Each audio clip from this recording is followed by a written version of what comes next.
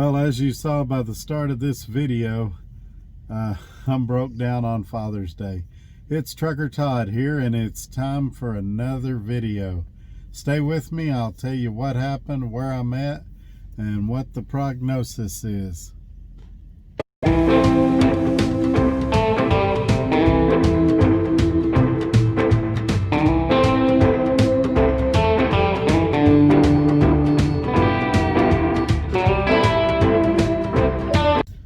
Okay, before we jump into all of this stuff today, I want to remind all you guys, don't forget, right below the video, hit that thumbs up, and then right below that, click on subscribe, wait a few seconds, a bell will come up, and click on that bell, select all, and you'll be notified about future videos. You're going to really want to do that because this one's not going to be conclusive as far as the repairs and what went on. It's going to be released in a future video, possibly in its own video, depending on how severe the repair is. So I would encourage each of y'all to subscribe, click those bell notifications so that when I do release those videos, you'll be one of the first to know what's going on. All right, let's jump right in.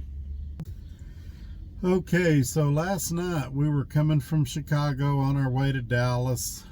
Got into Texas. We was probably about an hour away from the terminal, which is actually in Grand Prairie, and my def gauge went to E, and which was weird because I had filled up, I believe, the previous day, or possibly even earlier that day. My days are kind of running together, and so it started you know, giving me the warnings that it would derate me after, I think, 180 minutes. I pulled into the Loves in Anna, Texas, in the fuel island, and just to make sure I didn't have a leak or anything, I went ahead and topped off my DEF. It took 5 gallons to fill it up, and I crawled under it, and at the time I thought I had a leak because there was a puddle in the fuel island and there was something dripping, but it turned out to just be the air conditioner on my sleeper. So since I was within, you know, 40 or 50 miles of the terminal, I went ahead and delivered my load, and so that I wouldn't be holding that up. And I went to Weatherford to the Petro because Roadrunner likes to use TA Petro for all their services, and I knew that if it had an issue, that'd probably be the better place to go. I'd already consulted with Central Dispatch, which that's who handles breakdowns on the weekends and at nights, and I got lucky. The good guy was there, not the woman I have trouble with usually, and he and I looked through several scenarios. The Volvo dealer in Dallas is closed on Sundays, and I was trying to get this truck fixed quickly because we're going for time off, not because of Father's Day, but because I had a lot of stuff I needed to do in Lubbock. There will be some videos coming up about that stuff too. And so the Petro said that they didn't have anybody that could work on it till 9 o'clock in the morning. Guaranteed me if I'd get here at 9 that they'd have me in a bay by 9:15, and they would jump right on it.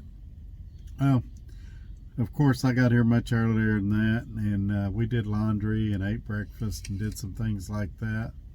And at 8:45, I come over here, checked in, and being Father's Day, every single mechanic they had called in sick except for one.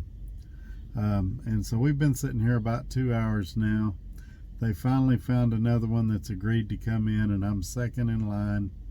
But let's talk about what's actually wrong with the truck. I called Volvo because they do remote diagnostics, and they told me to check all my battery terminals. I did that.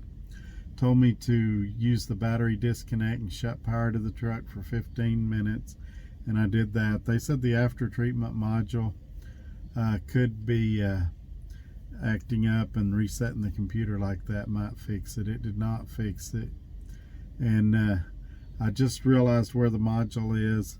I haven't checked the connections there, but we're hoping that we get lucky and that it's just a loose connection at a module or a blown fuse or relay or something along that lines.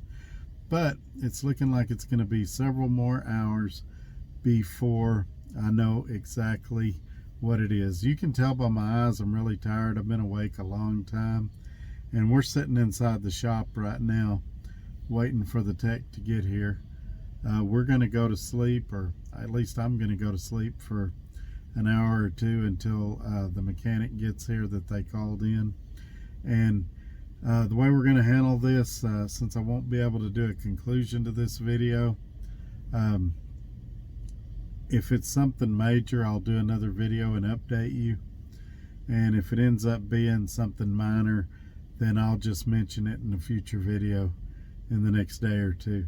So I'm going to wrap this up because I know a lot of you are trying to spend times with your family, and just tell all the dads out there happy Father's Day.